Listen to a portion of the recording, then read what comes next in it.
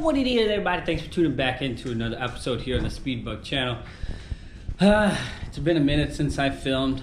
I ain't gonna lie, it's probably been maybe a month and a half or so at the time this video is going up, and I've just been busy. I think the last time I filmed is when I went to Orlando with Snow White here, and drove her around a little bit, you know, cleaned her up and played with her around on the street and stuff like that, and also kind of started the other project as well with the yellow one over there, which is kind of exactly what this one had, and that one's gonna be getting, which when this one made about 1,000. So we're gonna do that, but that one's a stick, so it's gonna be a little different, and that's gonna stay on the street and stuff like that. This is still gonna ultimately be the race car. Just everyone that's looking, that's the first time seeing this.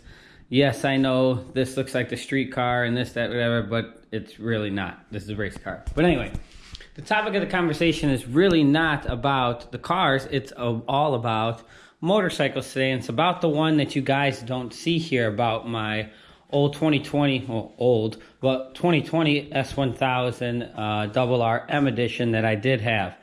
And a lot of guys and girls and viewers and comments and stuff like that, I get, do you miss that bike, and you know, what's kind of life without it and stuff like that? Well, it's definitely not as blissful as no problems with the Ducati. The ones that watch this channel get that.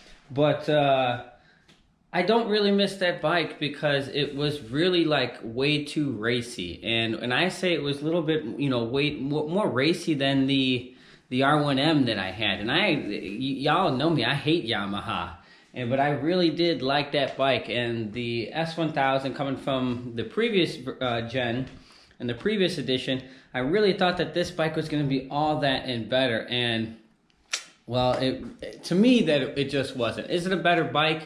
Yes, in some categories, but to me it does the same thing as it could have done that with any other bike. When you do something so much in one category, you take so much away from another. And BMW said it themselves, they wanted to be much faster and more competitive, you know, in World Superbike and stuff like that, and that's exactly the bike that they made. And I really can't fault them for it, because I don't think they've ever won a title. I can't remember, but they're almost not even really competitive in World Superbike. You see the GSXR and the S1000 pretty much dominate in Isle of Man, but all the round bikes and stuff like that, you know, the Isle of Man really, you know, well, that's just not the bike and what those manufacturers are known for. I'm not going to list any names. But either way, did I have any problems or anything with the bike? And I see other people that have had issues with it. Look, it's a machine. It's going to mess up. It's going to have problems. I don't care how perfect, if it's a Honda, Suzuki, you know, Chevy, or what, you know, Toyota, they're all gonna have problems. It's a man-made machine, sooner and later, and 500 of them will roll out of the factory. 1 or 2 of them was built on a Friday and just plagued with problems, and then the next one behind it's gonna have no problems. There's nothing really saying that it's not gonna ever not have an issue. General maintenance helps, but it's still a machine. But again, I don't really miss the bike. I sold it with like, what, 400 miles or something on it. And that kind of tells you a lot, because, I mean, I got that bike shortly after my S1000, my GSXR, and this bike's already over 5K. Not a problem yet still. But anyway, not that I had any real big problems with my previous S1000 or anything. A few minor hiccups there, but nothing that wasn't taken care of right away within warranty. And I'm sure, again, something bad or something is going to happen to this thing sooner than later. Well, actually, something already did. I mean, I guess you could say that the ABS thing that they had a recall on or something. I'm just too damn lazy to take it to the dealer so that they can put a new one in or recode it or whatever the hell they have to do to make the light permanently stay off without turning the key. But again, it's not that big of a deal. I don't miss the bike. I prefer now a little bit more street riding. Back when I used to do a lot more racing and stuff like that, that bike would have been more appropriate. However, it took almost all of its street characteristics out of the bike, and which to me completely made it no fun whatsoever. Do I want to go racing and play with it? Absolutely. But when I'm done racing, I want to cruise around with my buddies and stuff like that and go ride around on the street and also be comfortable. And to me, that bike just didn't have that anymore. However, when I really did dip and lean down in it, I could feel how much more nimble it was, where the weight savings were, and everything else, where the other one really didn't have it, and where it really started to shine in the corners like my V4 did, as well as my R1M.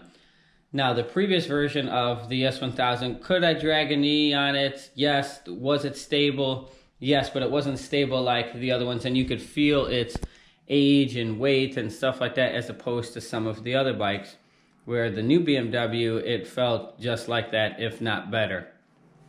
I'm not gonna lie, some of the tech features and stuff like that you guys heard me say was freaking awesome on it. The large screen, the Bluetooth, how you could see all your calls, your navigation and stuff like that, your text messages, all that was dope, but it wasn't dope enough for me to keep the bike. The seats sucked. I really thought that you should have had more options. Yes, I could have put a different seat on it.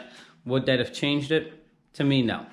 As far as the foot pegs and the rear sets and stuff like that, it was like they were all made straight for like boots and stuff like that. And that's cool too. Again, when you're on the track, you're leathered up and stuff like that. I get it. But I'm not going to be like that 24/7 on the street. I may have some gym shoes on with my jeans and stuff like that, and it's just, it just wasn't ideal. Yeah, you could get adjustable rear sets and stuff like that. Again, all this stuff is fixable and stuff like that, but again, I kind of want a bike out of the box that's just going to suit me, and to me, that's what this bike does. That's, again, why I've had 5 of them.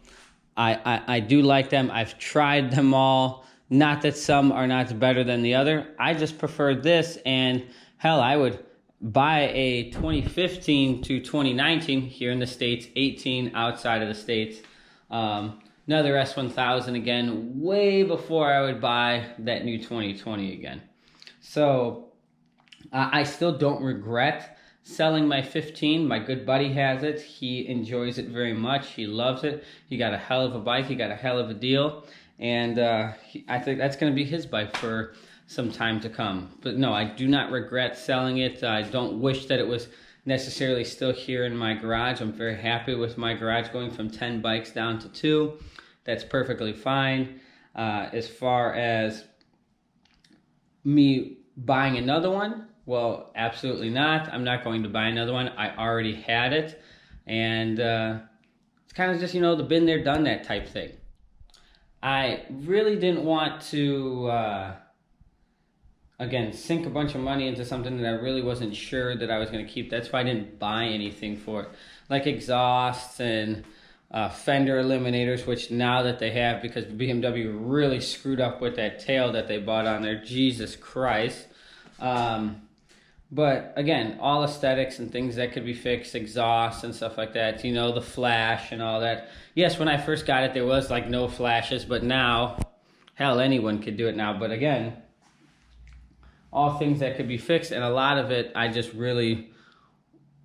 wasn't into the bike anymore. And like I always said in a lot of my other videos, when you sit on that Joker and you ride it, or even before you ride it, and you put your hands on the handlebars or your feet on the pegs, you just know what feels right to you. After you get past the whole excitement, like your first bike and stuff like that, and you just know what feels right to you. Not, you get locked into I need to have a Ducati because it's the royalty bike and it's the pretty bike and everybody needs to look at me. Okay, that shit'll wear off sooner than later, trust me. However, again, once you sit on the thing, you're going to know. Was I gung-ho about the bike when I first bought it? I was gung-ho because I thought it was going to be better than ever. But I went against my better judgment. When I sat on the bike, it just didn't feel right. But I went ahead and bought it anyway. And that'll be the last time that I for sure ever do something like that.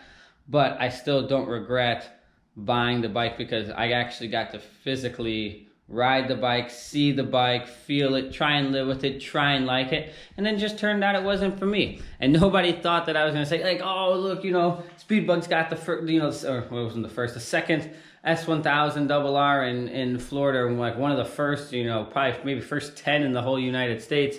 And he on here talking shit about it. This, I told you, if I didn't like this thing, I was gonna sell it. I wasn't gonna keep it, and that's exactly what I did. I had that bike, I don't know, maybe 3-4 months, and I was like, I'm out. I don't like this thing. To me, it's a piece of shit. It's garbage. I don't like it. It doesn't do it for me, and that's exactly what I did. So that's why y'all come to this channel. Y'all, you know, are gonna get that honest review, and I'm gonna keep it real. So we got a track day coming up as well with the Corvette here, Snow White. We're going back to the track and see if we can now launch it now that we got a gripper on the suspension and the tires and stuff like that. I do all my racing, guys, on these wheels.